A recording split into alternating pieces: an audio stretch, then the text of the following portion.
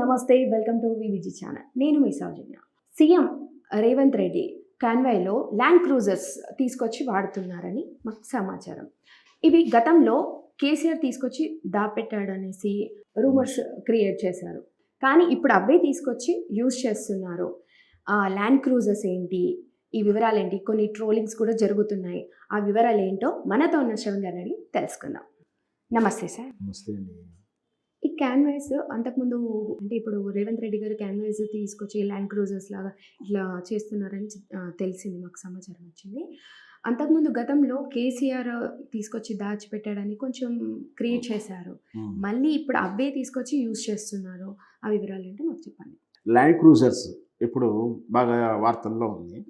ఇటు బీఆర్ఎస్ వర్గం కాంగ్రెస్ వాళ్ళని ట్రోల్ చేయడం, కాంగ్రెస్ వాళ్ళు బీఆర్ఎస్ ట్రోల్ చేస్తున్నారు.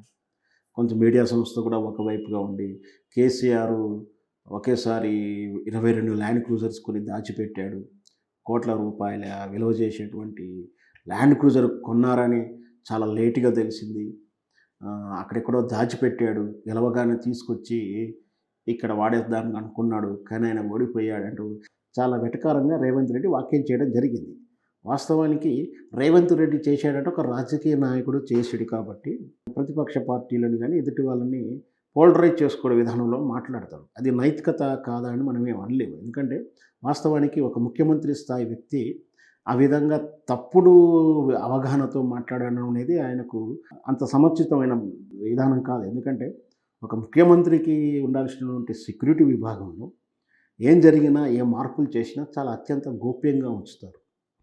ఎందుకంటే ఆ సెక్యూరిటీ విధానాలు పాలసీ ఎస్ఐబి చూసుకుంటుంది. అవి ఆ పాలసీ ప్రకారం ఏంటంటే ఒక ముఖ్యమంత్రికి ఉదాహరణకి కారే అనుకుందాం, ఈ కారు ఎక్కడ తయారైంది, రిపేర్కి ఎక్కడికి ఇస్తాము, ఒకవేళ దాంట్లో ఏదన్నా బుల్లెట్ ప్రూఫ్ పెట్టాలన్నా కూడా ఎవరు తయారు చేస్తారు, అవన్నీ కూడా సీక్రెట్స్గానే ఉంటాయి. లేదు పలానా XYZ కంపెనీలో చేస్తున్నారు అక్కడ ఇచ్చారని చెప్పితే అక్కడ ఏదైనా లాలూచి జరిగితే ఎవరు రెస్పాన్సిబిలిటీ అవుతారు? అంటే ఇక్కడ కంపెనీ వాళ్ళు చేయొచ్చు కదా అని మీకు అనుమానం రావచ్చు. ఏదో XYZ అని చెప్పి వాళ్ళే చేస్తేనే అట్లాంటి ట్రస్టబిలిటీ లేనటువంటి దాన్ని అయితే వాస్తవానికి అయితే చెయ్యరు. సో ఒకవేళ ట్రస్ట్ చేసి ఇచ్చినా కూడా అక్కడ విషయం తెలుసుకున్న తర్వాత ఎవరైనా సరే వెళ్ళి అక్కడ సిబ్బంది లోపరుచుకోవడం కానీ పలానా కంపెనీకి ఆ XYZ కంపెనీకి సిబ్బంది రూపంలో మారు రూపంలో వెళ్ళి ఏదైనా జరగరాని ఏదైనా చేస్తే ఎవరు బాధ్యత వహిస్తారు? ఇదంతా కూడా ఎస్ఐబి చూసుకుంటూ చాలా సీక్రెసీ మెయింటైన్ చేస్తుంది. అది రక్షణ విభాగంలో ఉన్నటువంటి పరిపాలన విభాగంలో ఉన్నటువంటి విధానం. ఆ మాత్రం కామన్ సెన్స్ లేకుండా దాన్ని ఏదో అక్కడ ఏదో దాచారు, మీకు రాబెట్టాము కనిపెట్టామని కొన్ని మీడియా సంస్థలు కొంతమంది తలంపండిన జర్నలిస్టులు ఎనాలసిస్టులను కూడా సమాచారం రాబెట్టాము, ఎక్కడున్నాయో కనిపెట్టాము, ఎక్కడున్నాయో కనిపెట్టాడు వాడవాడు కనిపెట్టడానికి. ఎస్ఐబి అనేది సీక్రెట్గానే చేస్తుంది. ఒకవేళ అందరికీ తెలిసినా కూడా సీక్రెసీ ఉంటుంది. వాస్తవానికి అయితే త్రూఅవుట్ ఇండియా లెవెల్లో మ్యాక్సిమం ఈ సౌత్ ఇండియా లెవెల్లో ఈ గతంలో అస్సాంకును కానీ చండీగఢ్కు ఇక వెళ్ళేది ఇది వాహనాలకు బుల్లెట్ ప్రూఫ్ విధానం చేయడం కోసం. కానీ దేశమంతా ఒక్కడికి వెళ్ళడం వల్ల అక్కడ వర్క్ లోడ్ అవ్వడం ఒకటి, ప్లస్ డీసెంట్రలైజ్ కూడా కావాలి కాబట్టి మనకు అది విజయవాడను ఎన్నుకోవడం జరిగింది. మనం ఎన్నుకోలే, విజయవాడ ఆ కంపెనీ ఏదైతే చేస్తుందో కంపెనీ విజయవాడలో బ్రాంచ్ పెట్టి దక్షిణ భారతదేశాలైనటువంటి తమిళనాడు, కర్ణాటక లాంటిది అన్ని రాష్ట్రాలకు పోలీస్ విభాగానికి కొన్ని సందర్భాల్లోనూ కలెక్టర్లకును విఐపి రాజకీయ నాయకులకు సెక్యూరిటీ ఇవ్వాల్సిన విధానాలన్నిటికీ కూడా అక్కడ సెక్యూరిటీ విభాగం సంబంధించినటువంటి అక్కడ పనిచేస్తాడు. ఈ మూర్ఖులంతా చేసినట్టు విధానం వల్ల ఇప్పుడు ఆ కంపెనీ ఎక్కడ చేస్తున్నప్పుడు అందరికీ బహిర్గతమైంది. రేపు దీని అందరికీ అంటే రేపు భవిష్యత్తులో ఏదైనా ప్రమాదం జరిగితే ఈ మూర్ఖంగా పనిచేసినటువంటి రేవంత్ రెడ్డి కానీ కళ్ళు మూసుకొని వదిలినటువంటి రాజకీయ జర్నలిస్టులు కానీ ఎవరు బాధ్యత వహిస్తారు? ఇప్పుడు దీనివల్ల అయితే పలానా విజయవాడ వల్ల పలానా కంపెనీ బోర్డుతో సహా చూపించే విజువల్స్లో రేపు పొద్దున ఇంకా ఏదైనా జరగడానికి జరిగితే ఎవరు బాధ్యత వహిస్తారంటే ఇలాంటి చెత్తమైన నీచమైన రాజకీయాల వల్ల, దిగజారిన రాజకీయాల వల్ల, బాధ్యతారహితమైన రాజకీయాల వల్ల, అంటే కన్నాలు వేసుకునేటోళ్ళు సున్నాలు వేసుకునేటోళ్ళు ఉన్నత పదవులకు వస్తే వాళ్ళకి బాధ్యత లేకపోవడం వల్ల ఇట్లాంటి ప్రమాదాలు జరుగుతాయి. సో అలాంటి క్రూజర్స్ కొనిపెట్టాడు. క్రూజర్స్ అప్రూవల్తో కొన్నాడా, అప్రూవల్ లేకుండా కొన్నాడా, అధిక ధరకు కొన్నారా, ఆ స్కామ్ విధానం ఆలోచన విధానం వేరు. కానీ ఎవరికి చెప్పుకుంటే అంటే రేవంత్ రెడ్డికి కానీ లేకపోతే కాంగ్రెస్ ప్రతిపక్షం అందరూ కూర్చోబెట్టి మేము కారు కొన్నాము పలానా XYZ కంపెనీ దగ్గర చేస్తున్నాము పత్రికా ప్రకటన ఇస్తారా, వాళ్ళకి ఏమైనా సమావేశం పెట్టి చెప్తారా? అలాంటిది ఉండదు కదా.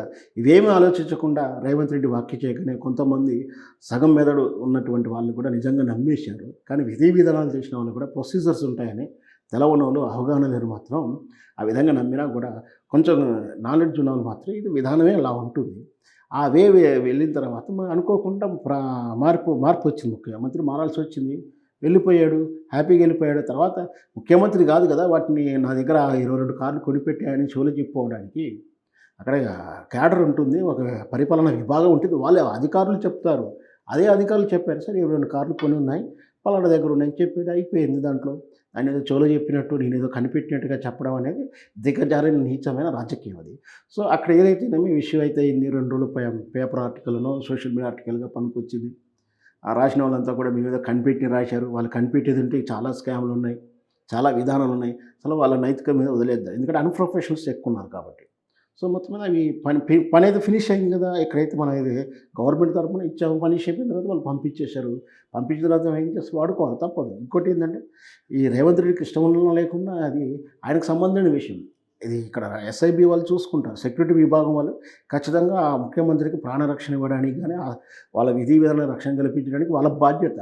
కాబట్టి ఆయనకి ఇష్టం ఉన్నా లేకుండా వాడాలంటే ఈయన మీద నీకు అభ్యంతరం ఉన్నా లోపభ ఇష్టం ఉన్నా అప్పుడు దాన్ని విచారణ కమిటీ వేయాలి, అప్పుడు దాన్ని కమిషన్ వేయాలి, చట్టపరమైన చర్యలు తీసుకోవాలి. సో అవేం కాకుండా కేవలం అది రేవంత్ రెడ్డికి మనసుకు కూడా తెలుసు ఇదంతా కూడా స్కామ్ కాదని తెలుసు. ఇవన్నీ తెలిసినా కూడా కేవలం రాజకీయ ఎజెండాగా మాట్లాడాడు.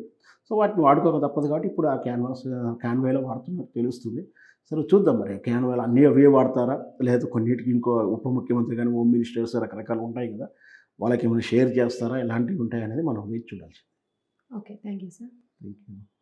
విన్నారు కదండి, మరిన్ని న్యూస్తో మీ ముందుంటాం.